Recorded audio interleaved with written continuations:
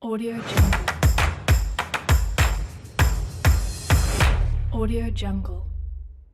Baiklah, Assalamualaikum warahmatullahi wabarakatuh. Selamat malam untuk semuanya. Salam Pramuka. Yang saya hormati Kak Ganet, dan Kak Ganet hari ini nekat datang ke Sanggar karena katanya lama tidak ke Sanggar dan kangen. Luar biasa, tepuk tangan. Meskipun oleh Kak Ulis, mantan pacar Kak Ganet, itu tidak boleh berangkat karena malam-malam dan pertimbangan hujan serta sudah berumur tidak boleh nyetir sendiri. Kak Ganet nekat akhirnya menjumpai hujan sampailah ke Sanggar kita. Luar biasa. Kemudian Kak Gopur hari ini ada tugas di Islamic Centers karena ada acara Nuzulul Quran dan nekat datang ke Sanggar karena ingin bertemu dengan adik-adik semua. Luar biasa. Akhirnya tugasnya diserahkan ke mitra kerja di Islamic Center karena Kak Gopur ini adalah pengurus yayasan di Islamic Center Jalan Duku Kupang. Luar biasa. Jadi kalau nanti ada acara yang lebih besar, kita bisa pinjam Islamic Center. Luas, sangat luas, dan Islamic Center sejak saya mahasiswa sudah ada dan luas banget.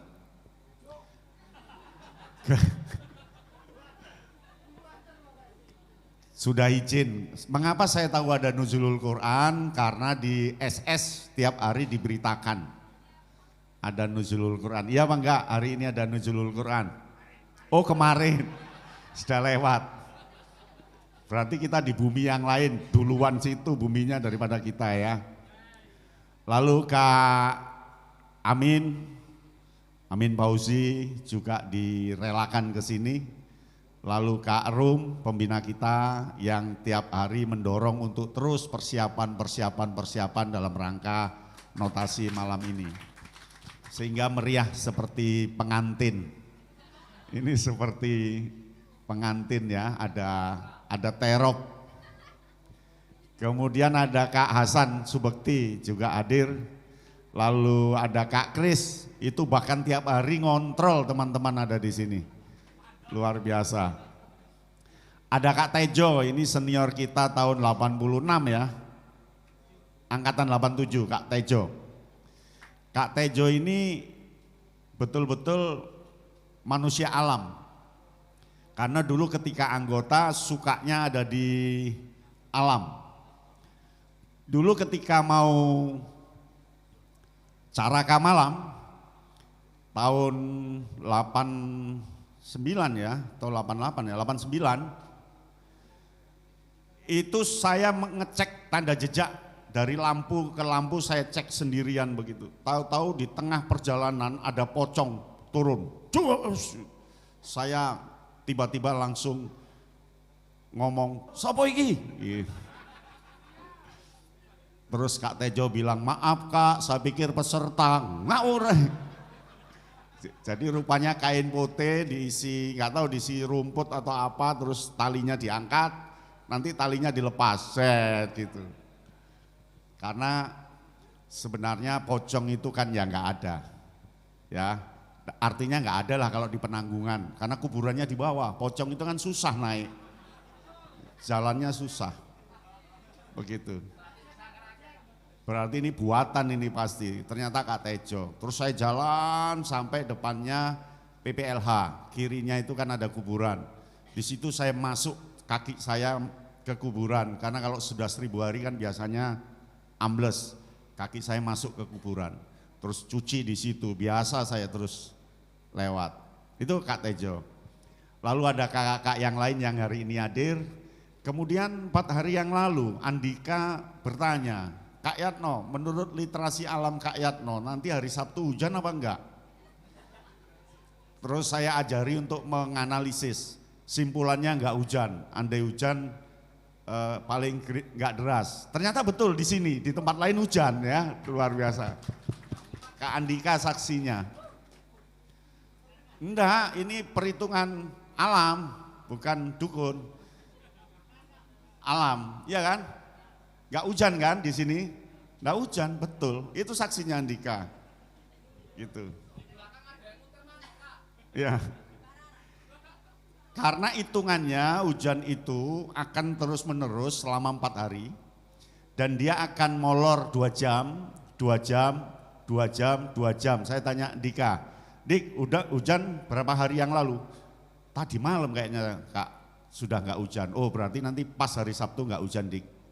Ternyata betul nggak hujan di sini. Luar biasa. Karena Anda nggak ngamati alam sehingga orang mengatakan begitu terus diomongkan dukun. Bukan, nggak mistik ini tetapi ilmu literasi alam. Paham ya? Ya ilmu literasi alam itu kan gampang, ketika ada pohon dia mentelung ke sungai, kita bisa menebak kalau pohon ini nanti jatuhnya pasti ke sungai, masa balik? Kan gitu, pasti ke sungai. Dan kalau tikungan air itu tikungan, pasti lurusnya ini nanti akan kena erosi. Pasti tanah yang di situ akan berkurang. Itu aja ilmu nebak aja, air kan terus notol terus nganan, notol nganan, notol nganan, yang sana erosi di sini pasti jadi daratan.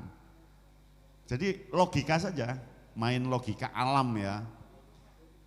Nah, terus kakak-kakak yang lain ini ada Kak Kamul datang dengan istrinya luar biasa. Ternyata sudah dari bapak-bapak ya kan.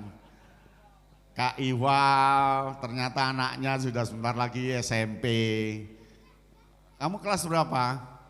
Satu SMP, SD, loh sudah 1 SD. Bagas sudah kelas 1 SD, teman-teman yang lain juga sudah. Jadi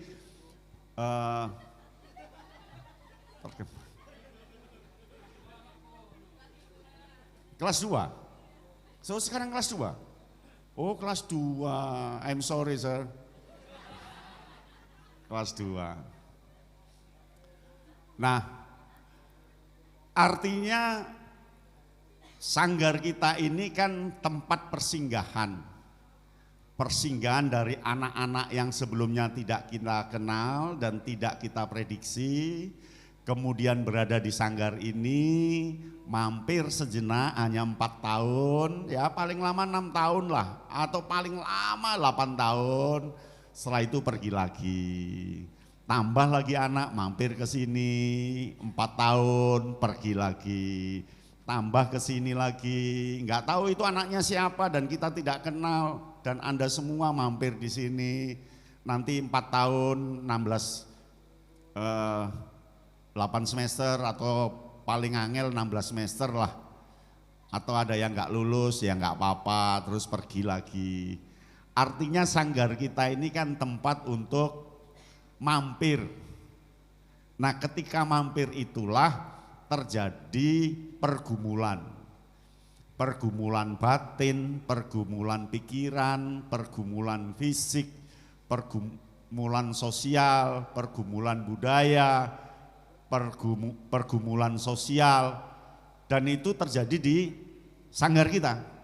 Jadi sanggar kita ini betul-betul lokus tempat yang sangat bermanfaat. Ketika sangat bermanfaat, artinya yang mampir itu jangan sampai disia-siakan, dan yang mampir itu juga jangan sampai menyia-nyiakan. Siapa yang ngopeni selama 4 tahun itu adalah penghuni tetapnya. Penghuni tetapnya siapa? Pembina. Kan ketua dewan setelah itu enggak lulus, pergi. Datang lagi yang baru, dibentuk lagi, jadi ketua dewan lagi, lulus, pergi lagi. Kan gitu. Jadi iramanya yang ngatur adalah pembina dan terbentuk dengan sendirinya atas dasar budaya Anda. Halo. Oleh karena itu terjadi kegawatan, terjadi kegentingan Dan sebaliknya juga terjadi kebermanfaatan. Kegentingannya karena yang datang ini dari berbagai sudut, berbagai dimensi, berbagai rakyat, berbagai tempat, kan terjadi kegawatan ketika terjadi penyebaran budaya, penyebaran sosial yang harus ada irama pengaturan supaya kegawatan itu menjadi sebuah yang positif. Gitu. Sehingga kita terima kasih pada pembina kita sejak 82 sampai sekarang nunggui terus, dan Anda numpang lewat, pergi, numpang, pergi, numpang, pergi. Kan begitu. Nah, oleh karena itu yuk kita ucapkan terima kasih ke para pembina kita. Terima kasih kakak, luar biasa. Ada yang pergi terus kembali karena ingat, ada yang pergi nggak kembali karena lupa, ada yang pergi karena nggak sempat kembali karena berat untuk kembali, ada yang pergi terus kesini memberi bantuan, ada yang pokoknya itulah dinamika, ya. Nah, sekarang topik saya adalah notasi. Jadi hidup itu ya notasi itu, ya. Hidup itu notasi. Nanti saya berikan rumusnya notasi itu. Mau rumusnya? Iya. Yang pertama, di sini ini ada dua warna manusia. Yang satu manusia yang konsentrasi karena sudah tidak ada gangguan, yang kedua manusia yang tidak bisa konsentrasi karena ada gangguan. Mengapa yang ada di bawah terpal itu nggak konsentrasi? Karena ada gangguan, takut basah, takut ambruk. Jadi konsentrasinya kadang lihat depan, kadang lihat atas. Termasuk yang bagian kanan, itu konsentrasinya juga lihat atas dan lihat kiri. Tetapi karena yang kanan sudah terbiasa kehujanan, tidak masalah. Hujan adalah bagian dari kehidupan. Halo? Nah, sekarang mulai aja ya. Halo? Ketika Anda lahir, Anda adalah manusia yang liar. Liar betul, liar betul. Mengapa liar? Karena belum dihaluskan, karena belum dicelupkan, karena belum ditempa. Liar. Duduk di sini 2 menit, sudah pindah ke belakang. Itu ketika Anda kecil, ya kan? Karena belum punya sesuatu yang terkontaminasi. Nah, pertanyaannya, apakah itu bagus, Kak? Apakah itu bagus? Ya, menurut saya tidak bagus. Buktinya manusia sejak pertama dilahirkan dari Nabi Adam sampai sekarang itu terjadi pelunakan. Kok maksudnya apa sih Kak Yatno? Anda kan lahir, Anda manusia yang bebas. Kadang meja diinjak-injak, kadang ibunya dintuti, kadang kemana, akhirnya digembleng, ditempah lewat cubit, lewat tak boleh begitu. Ini terus digembleng terus, disekolahkan, dikandani, gembleng. Ketika digembleng menjadi manusia yang halus, tertutup, kreatifnya hilang.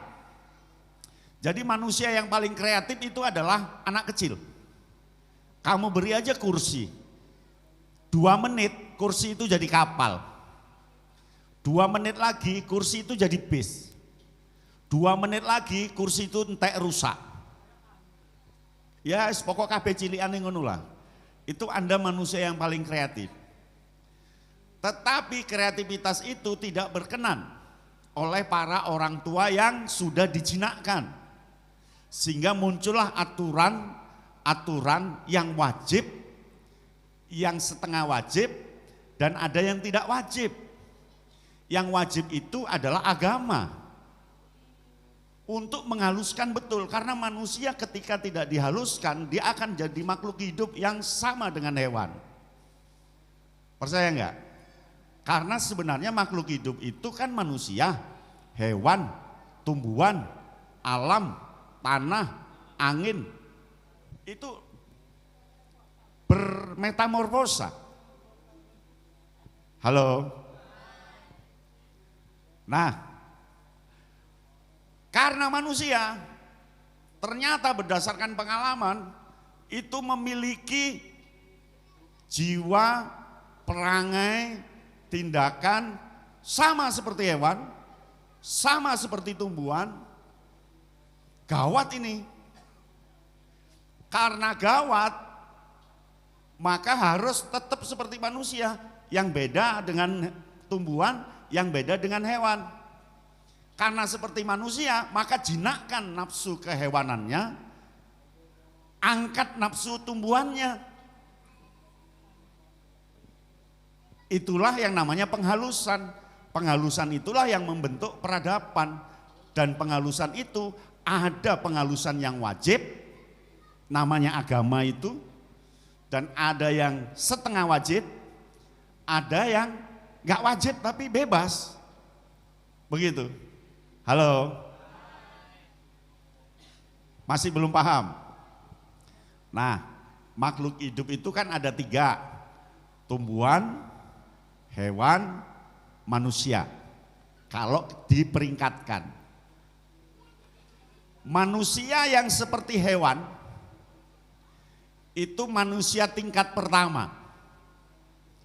Artinya dia hidup, dia tumbuh, dia berbuah. Tapi kalau kena hujan gak menghindar, gak bisa menghindar. Dipotong orang gak bisa lari.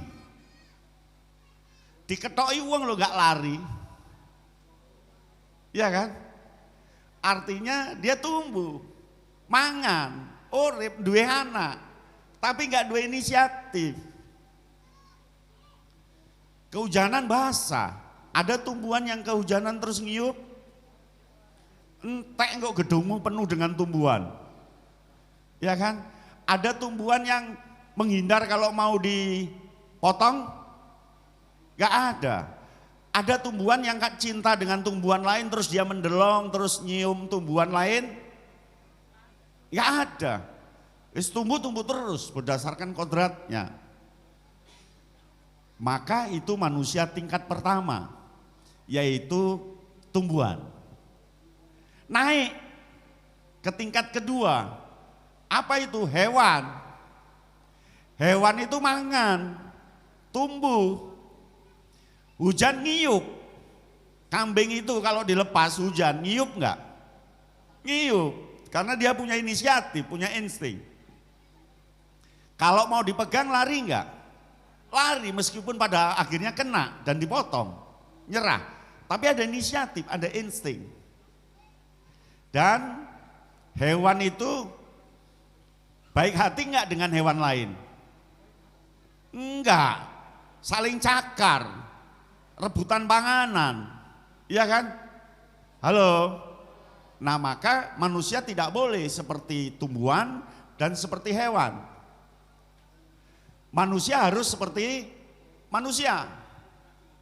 Manusia yang bebas nebangi pohon, yang bebas motong hewan, yang bebas ngantem teman lain, yang bebas menguasai yang berkuasa, itu manusia. Ternyata gak bagus. Oh, ternyata jadi manusia juga gak bagus.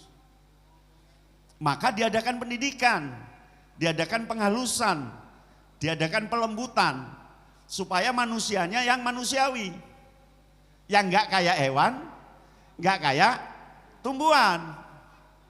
Maka ada pendidikan, ada nasihat. Dan nasihatnya ada yang formula dibuat dan formula apa adanya. Saling menghormati. Nah itulah yang namanya insan kamil itu. Jadi jadilah manusia yang peringkat keempat. Satu, punya kesadaran bahwa manusia itu secara kodrati seperti itu. Kalau gemuk ya memang itu kodratnya gemuk. Sudah nggak usah dilecehkan karena banyak makan. Yang kurus ya biarin kurus karena memang ditakdirkan untuk kurus dan belum waktunya gemuk. Dan jangan diolok-olok. Dan untuk masuk ke insan kamil ini kerucut. Kerucut artinya yang jadi manusia banyak, tapi yang masuk ke dunia kesadaran, dunia penghalusan, dunia tempaan yang berhasil itu sedikit. Karena sedikit, ya seperti ini. Masih banyak yang memperkosa, masih banyak yang ngelokno wong tek-tekan, masih banyak yang membunuh orang lain, masih banyak yang iri, masih banyak yang ngantem orang lain, masih banyak yang menipu, masih banyak yang korupsi, masih banyak yang lain dan sebagainya karena dia sebagai manusia. Nah ayo teman-teman semua mampirnya di Gudeg ini dalam rangka menjadi manusia yang insan kamil tadi. Manusia yang sempurna, artinya manusia yang bisa menyatukan antara pikiran, hati, dan tindakan. Kalau sudah disatukan, dia masuk ke dunia kesadaran. Ketika masuk dunia kesadaran, sudahlah, mau minta apa aja kamu akan sukses. Mau apa saja kamu akan berhasil, tetapi susah. Sehingga perlu etape demi etape yang isinya adalah penghalusan seperti hari ini. Jadi hari ini itu dalam rangka penghalusan. Halo, bukan pencarian. Jadi Anda itu dengan saya hari ini bukan pencarian, tapi sebuah penerimaan informasi untuk lempengan-lempengan itu disimpan dalam file yang Anda punyai. Jadi manusia itu punya ribuan file di otaknya itu. Ribuan file. Semakin dia punya banyak file, semakin sukses. Nah ketika ribuan file itu numpuk, Anda perlu melakukan pencarian. Nah pencarian itu adalah ketika Anda menyendiri di sholatnya, menyendiri di suatu waktu dan noto awak. Nah siapa yang mampu noto awak, melepaskan kemungkaran, melepaskan orang lain yang pernah menghina kita, melepaskan nafsu hewan kita, pencarian itu ada di sana. Halo. Nah, halo. Ketika penghalusan demi penghalusan dilakukan, terjadilah selektivitas. Ada yang sukses, ada yang enggak. Ada yang nyantol, ada yang enggak. Ada yang hanya tumpukan di otaknya, ada yang ketika dewasa muncul simpanan file itu. Penghalusan itu dimulai ketika TK, lalu SD, SMP, SMA, terus dihaluskan itu, terus digembleng, perguruan tinggi, sampai pada dunia spesialisasi. Tetapi tidak semua yang dihaluskan akan sukses. Mengapa? Karena akan terjadi satu keraguan. Mengapa ragu? Karena Anda tidak 100% percaya pada Allah Subhanahu wa taala. Orang yang ragu itu orang yang menduakan. Aku apa yo iso besok dadi kepala sekolah. Wes, tutup. Itu namanya menduakan Gusti Allah. Aku apa yo iso besok hidup bahagia. Tutup. Itu Anda berarti menduakan yang kuasa. Maka rumusnya adalah notasi. Notasi yang pertama N. N itu nekat. Nekat. Nekat artinya sudah yakin. Sudah yakin dengan yang menghidupimu, yang maha kuasa di dunia ini. Yakin. Jadi ketika menghadapi sesuatu nggak boleh ragu. Ketika ragu, Anda sudah tidak percaya. Ada tangan yang paling hebat di luar kemampuan kita. Aku iki koyok ngene welek lanang tapi welek, apa yang besok oleh jodoh. Sudah menduakan. Sudah, tutup. Karena berat di ucapan kita ngomong iya tapi ketika tindakan ragu-ragu. Orang ragu-ragu itu orang yang sebenarnya tidak percaya dan tidak yakin ada tangan yang lebih besar, yang lebih berkuasa, yang lebih hebat, yang lebih menguasai, yang mendampingi kita terus. Itu. Jadi rumusnya yang pertama nekat. Orang nekat itu orang yang betul-betul tidak sengaja tetapi sengaja. Enggak sengaja tapi sengaja. Sengaja tapi enggak sengaja. Dan dia yakin. Bepergian opo aku kok yo sampai neng lokasi. Sudah menduakan. Aku mesti sampai lokasi apapun jalannya, meskipun pegunungan, danau yang akan saya lewati, saya yakin bisa sampai ke sana. Itu orang yang nekat. Nah, orang yang nekat itu orang yang berbahaya. Mengapa? Karena dia melangkah sudah menggunakan diri dia, alam semesta dan yang menguasai alam itu. Nekat. Nah, rata-rata orang yang sukses di dunia ini orang yang nekat. Orang yang nekat. Kak Joko ini menjadi kolektor barang-barang pramuka yang dinamakan BP House karena nekat. Nekat, yakin bisa. Ternyata sekarang ada. Ya. Opo aku kok S1 opo yo lulus. Alah wis. Yakin lulus. Ya. Halo. Jadi rumusnya nekat.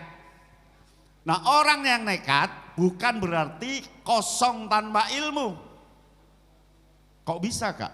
Kan ilmunya sudah diperoleh di penghalusan ketika TK, lihat orang lain, cerita gurunya di pelajaran, ketika SMP, ketika SMA, ketika di perguruan tinggi. Dan yakin bahwa yang hidup ini tidak kita saja tetapi banyak orang dan mampu berteman dengan yang lainnya. Maka yang pertama adalah nekat. Khairil Tanjung, pemilik Transmart, Trans Studio, Bank Mega, adalah orang yang menyatu dengan Allah, menyatu dengan alam, dan menyatu dengan dirinya. Satu kata, nekat. Bagaimana tidak? Anak singkong. Anak singkong. Karena tahu anak singkong,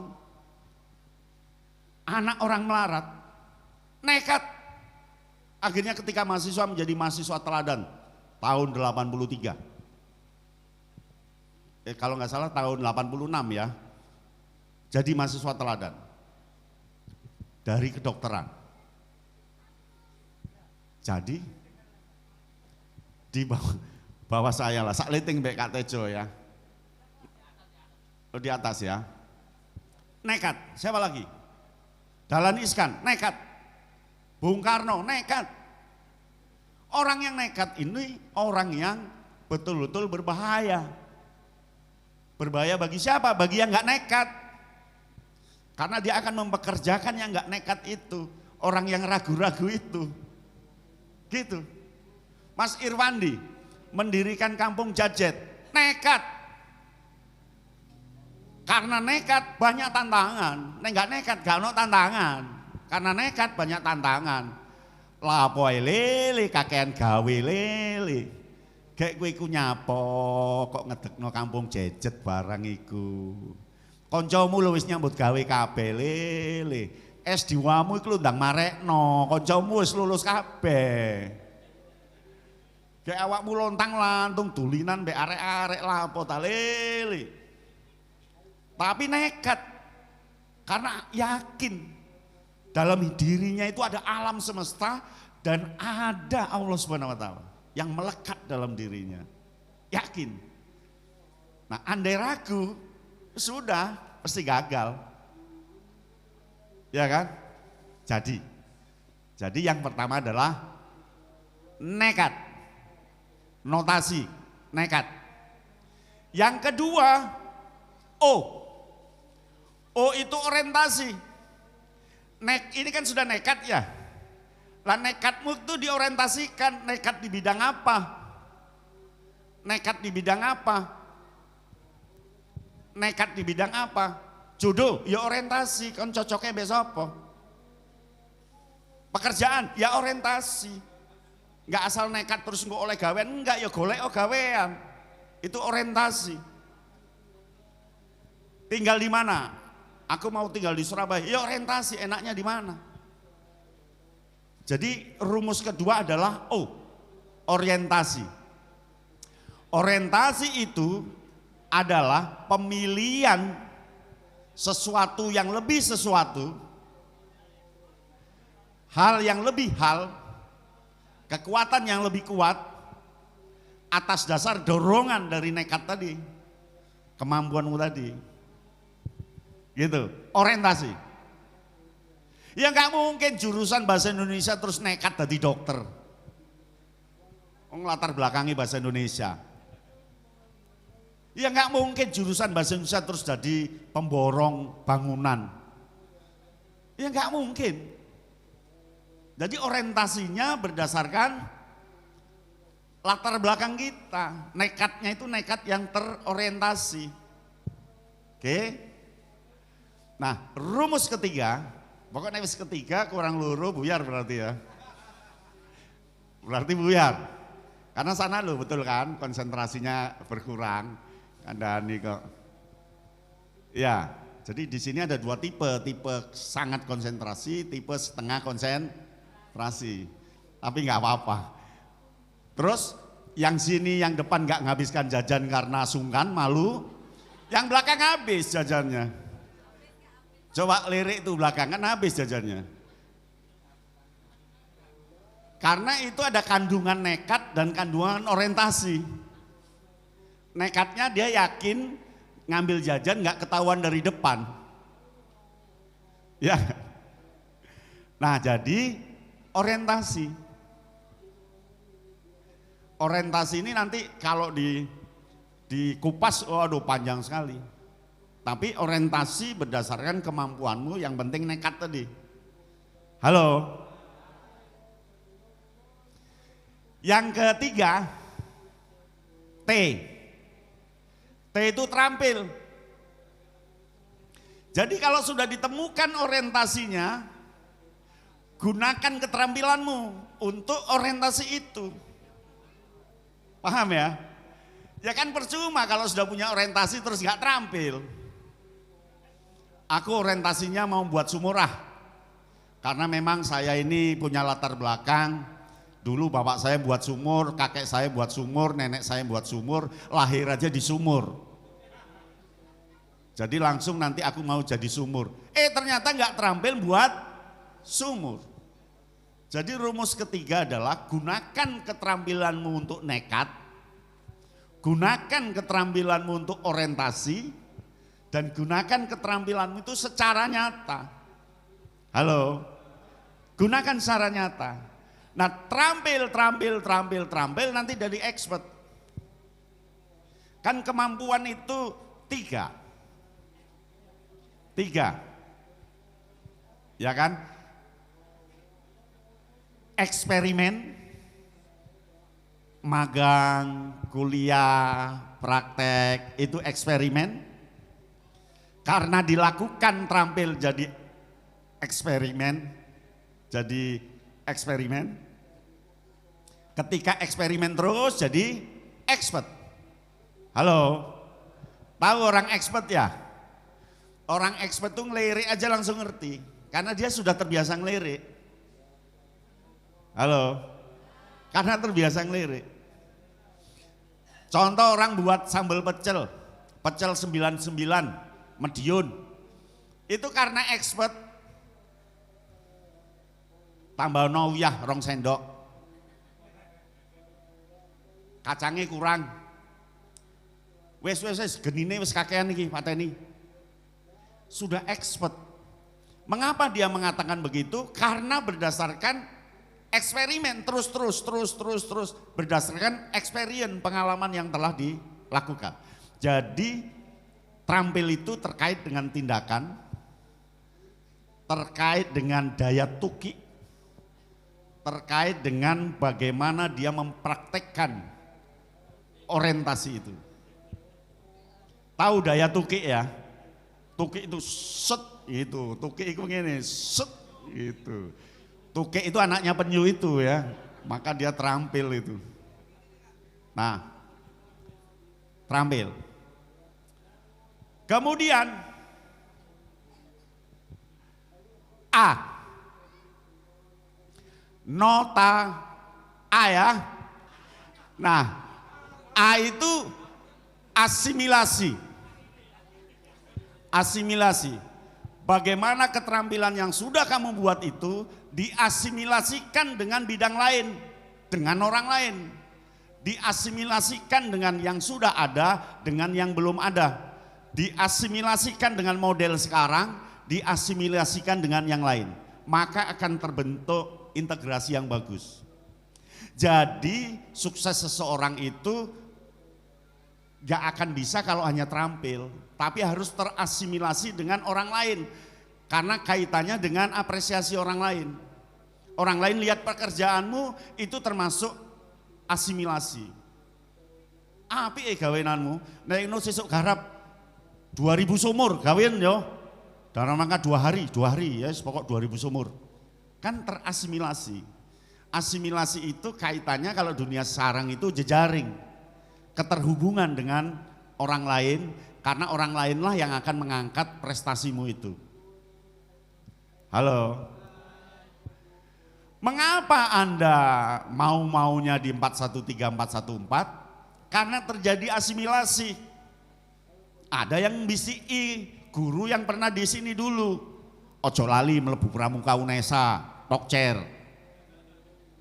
Ojo lali neng kono ono Kak Gopur, mlebu pramuka, masih anak dhewe enggak pramuka, enggak apa-apa gitu.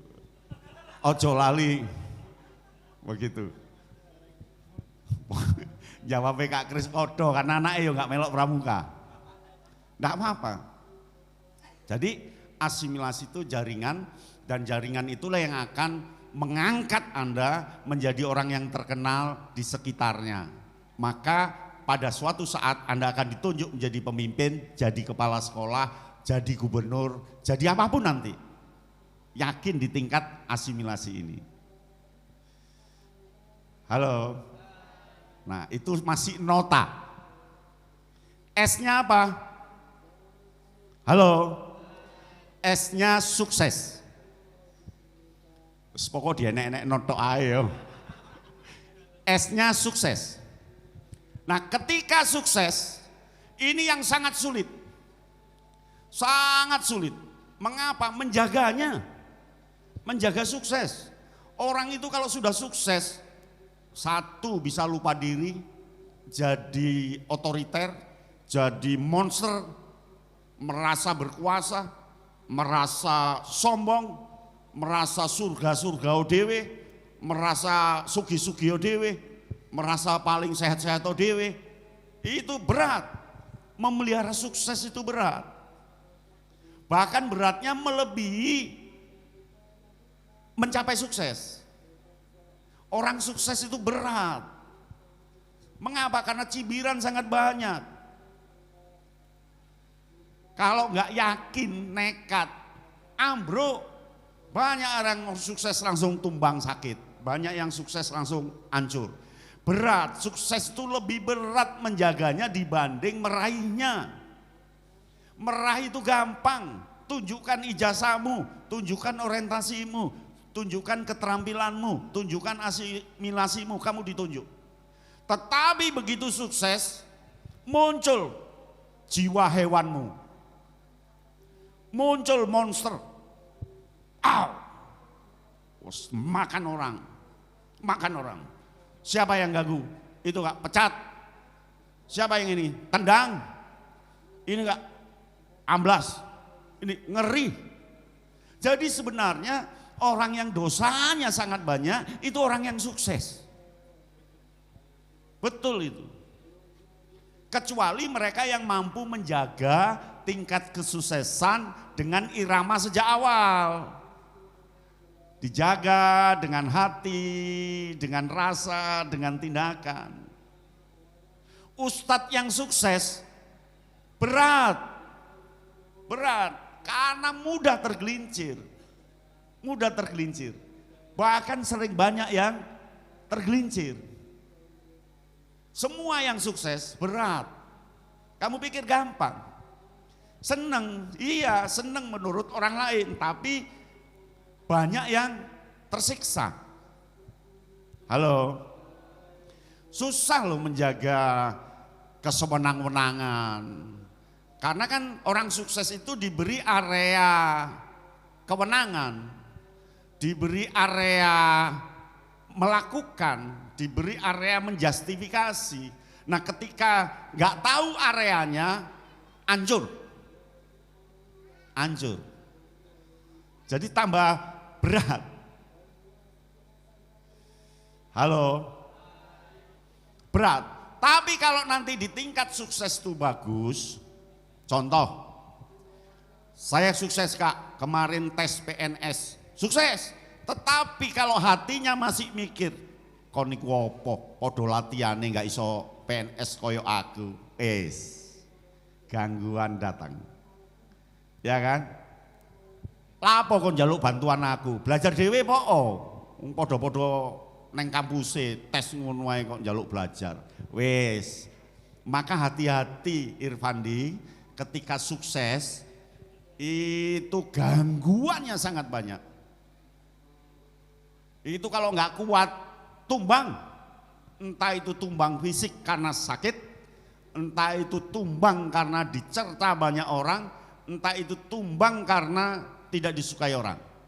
Karena wilayah-wilayah ketidaksukaan orang lain terwenangi oleh dia. Halo. Nah, terakhir ini berarti mau berakhir ini. Itu I. I itu indah. Kalau sudah bisa melewati sukses, muncullah sebuah keindahan. Keindahan itu dua cabang. Cabang pertama senang, cabang kedua bahagia. Orang sukses itu orang yang senang, tetapi bukan bahagia. Orang yang jabat itu orang yang senang, tapi belum tentu bahagia. Nah nanti masuk ke taraf I, indah, itu orang yang mampu memadukan dengan api antara kesenangan dengan kebahagiaan. Disitulah letak padi semakin tua semakin merunduk. Kelapa semakin tua semakin banyak santannya. Dia sudah tidak jadi apa-apa. Sudah nggak pengen jabat, sudah yo nggak pengen macem-macem, menjadi orang biasa, menjadi orang yang sederhana, menjadi orang yang nggak punya apa-apa tetapi punya apa-apa, menjadi orang yang tunduk, tidak pernah membanggakan diri meskipun punya kebanggaan, tidak pernah koniku sopo aku sopo, nek turu yo sak nggon-nggon, yo enggak, karena wis pernah merasakan kasur, sekarang di lantai enggak apa-apa, yo nyanyi-nyanyi, yo opo. Bahkan orang lain menganggap dia itu edan, gendeng. Wong iku gendeng, nyanyi-nyanyi dewe. Wong iku gendeng, duweke akeh lah kok pilih mangan kerupuk ambek sambel. Wong iku gendeng, nanti begitu. Jadi rumus hidup itu adalah notasi. Apa N-nya? Nekat. Ini awal, kemampuan memadukan diri Anda dengan alam, diri Anda dengan yang maha kuasa. Itu gampang sih, tapi ya susah juga. Lalu A apa tadi? O apa tadi? Orientasi. Orientasi itu artinya sudah memilah, meninggalkan, menimbang, mengamati, menentukan, itu O. T-nya tadi apa? Terampil, tindakan, tukian, harus dibuktikan. Jadi pembuktian itu di T. A, notasi A itu menyebarluaskan bukti tadi. Menyebarluaskan dan orang lain tahu akan ngangkat. Masuklah di S. S itu sukses. Tapi justru yang paling berbahaya itu di tingkat S tadi. Jadi semakin berat ini Mas. Ini seperti tangga itu loh Mas. Tangga, tambah sih tambah berat ini. Berat. Kok pikir uang sukses itu enak? Enggak enak. Titik-titik dilokno uang padahal enggak pengin ngono deh. Contoh, kene iki luwe. Moro-moro buka jajan, tulisannya Burger King. Ya memang pas sempatnya mampir di Burger King. Kok wong liya lah ngelokno. Mentang-mentang pejabat panganane Burger King. Kan enggak ngerti. Paham ya? Jadi ono engkone wis wong sukses, wong alok iku wakeh. Bener maupun enggak bener, baik maupun enggak baik, makanya kamu enggak usah peduli. Tapi omongkan. Kalau enggak diomongkan, itu akan numpuk jadi sebuah rumor, rumor itu menjadi bahaya. Jelaskan, aku ibu Burger King ini mau sakjane enggak pengen Burger King, pengennya pecel Mbak Sri, tapi wong sempate mau mampir neng Burger King tuku bungkusan tak pangan neng kene, neng kursi ji karena lali nek neng Sanggaria akeh wong. Contoh nih, saya tadi kan ke PGS membeli cangkir stainless. Kepengin saya nanya beli satu berapa? Oh, enggak dijual Pak, ini grosir. Saya beli 2 lusin. Begitu saya ceritakan sudah kena fitnah. Ngok rong lusin kok digawa, tuku iki 10 lusin, 20 lusin loh kan. Berat. Tapi kalau 2 lusin besok saya bawa ke Sanggar lah, stainless kecil itu loh. Cangkir stainless yang kayak buat ngopi, ya itu ternyata 1 lusin 30.000. Jadi satu itu 2.500. Saya beli 2 lusin, tapi lupa bawa. Saya pikir ada di mobil, saya cek lupa, alhamdulillah lupa. Andai enggak ya kan rebutan, jadi saya berdosa lagi. Jadi susah, paham ya? Jadi fitnah itu bertubi-tubi datang dari manapun. Tapi kalau sukses, mengelola sukses mengelola fitnah, sukses mengelola kewenangan, sukses mengelola pribadi kehewanan, sukses nanti indah. Tapi begitu sampai indah, wis tuwek. Makanya semakin tua semakin merunduk. Orang nanti menemukan keindahan itu ya umur-umur swidak lah, 55, swidak wis menemukan keindahan, lagi ketenangan. Nah kok gangguan juga banyak, tapi dia lebih stabil. Contohnya, mbah iki kok ngerokok tok ae, wah mbah koyo opo ae lho kan wis mulai gangguan teko putune. Sampeyan kok nang omahe to, Pak? Mbok ngluyur kono golek apa wong nang omahe lho wis teko bojone. Teko tanggane iku lho biyen wonge gagah dhuwur, saiki lho mlakune nyeret. Lho ana meneh teko wong liya. Wis pokoke akhirnya keindahan itu senjata untuk hidup kebal dari omongan orang lain itu. Nah, terus akhirnya meninggal husnul khotimah. Begitu, itu riwayatnya. Jadi saya salut dengan panitia Irama ini memberi topik notasi. Jadi notasi ternyata rumus untuk hidup. Ya, rumus untuk hidup. Maka peganglah notasi ini dalam hidupmu dan kamu nggak usah berharap masuk di dunia S karena kamu sekarang paling taraf O ya.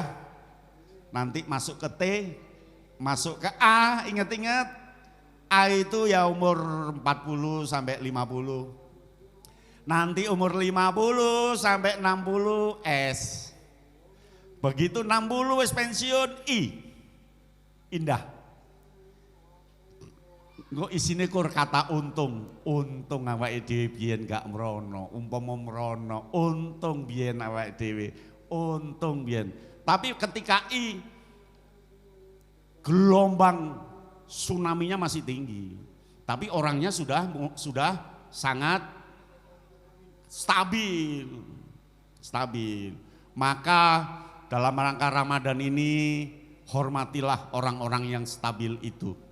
Hormatilah orang tuamu. Ketika nanti Idul Fitri, pertama yang harus kamu jumpai, pertama yang harus minta maaf kepada orang tua. Karena orang tualah yang akan merestui perjalanan menuju notasi. Anda tahu notasi? Notasi itu kan makna sebenarnya anak tangga irama, nada. Do, re, mi, fa, sol, la, si, do, kan notasi. Dan ketika dimainkan akan berirama dengan bagus. Muncullah lagu-lagu Banjari tadi. Tepuk tangan. Audio Jungle. Audio Jungle.